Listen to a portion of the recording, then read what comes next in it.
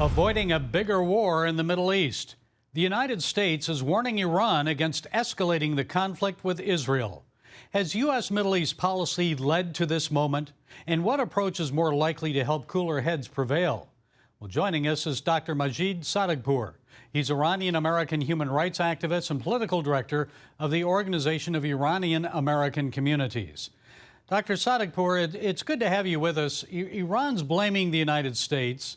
They call us the Great Satan, of course, for supporting Israel in its war with Hamas. Iran claims that Israel would never have taken that risk of assassinating Hamas leader Ismail Haniyeh if the U.S. hadn't provided the IDF with weapons. So what are your thoughts on that? Well, the regime in Iran has been at war with humanity since its inception. Let me get back to the very early part of the 1980s when the regime in Iran began persecution of the Iranian people and essentially waged war on the people of Iran that has continued to this day. The carnage that you see outside of Iran, particularly in the Middle East at the moment, is really part and parcel of two things. One, a strategic framework built by the regime in Iran because it knew it had no legitimacy within the country, it didn't have the support of its people. And so it created a framework outside of Iran through creation of terrorist organizations and proxies across the region so that it could essentially handcuff foreign policy of Western nations. A second thing is that, as you mentioned in your intro, the global community, Western nations, have bought into the process as if the regime in Iran is reformable.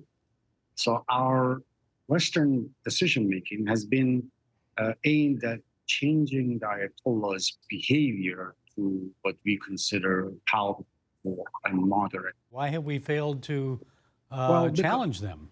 Excellent. Well, the first strategic framework the regime is built, meaning blackmailing the free world by terrorism, has worked. It has really created a significant amount of hesitation for the free world to confront Iran. And now with nuclear weapons, right?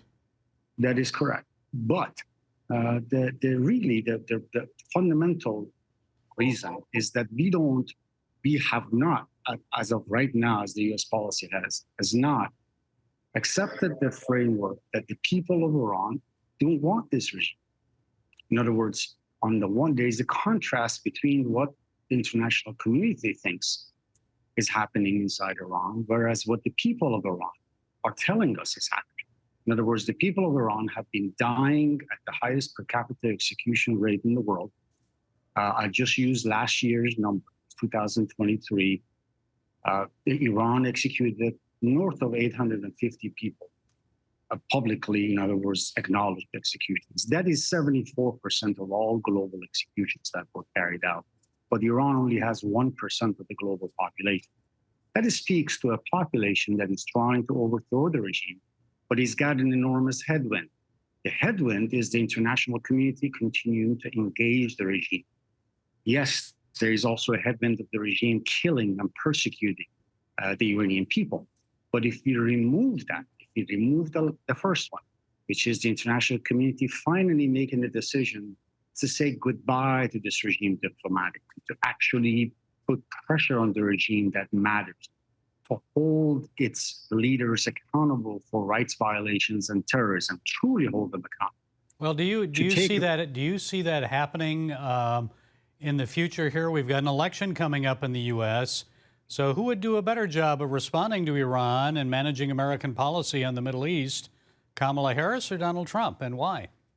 I don't know the answer to that fully. I would have to kind of, I do know that whoever is in the White House has no choice but to make sure that they hold Iran accountable for its behavior, both inside and outside of it. I must add one thing. One of the reasons the free world, and certainly the United States, has not pursued a policy of democratic regime change. What I meant by that is that relying on the Iranian people to make that change is that we don't think there is an alternative. But there is an alternative, to use former Vice President Mike Pence's words specifically. There is an organized opposition inside and outside, led by the National Council of Resistance in Iran, with a didactic, clearly specified plan for the future of Iran. Should we remove our perpetual engagement with the regime and pressure the regime, as we should, and express political and moral support for the Iranian people's right to overthrow this regime, and give that the political legitimacy it deserves, democratic change in Iran is not only inevitable, but also can be achieved in the short future. Well, we'll see if there's a policy change. Dr. Majid Sadeghpour, thank you for sharing your thoughts with us. We appreciate it. Of course.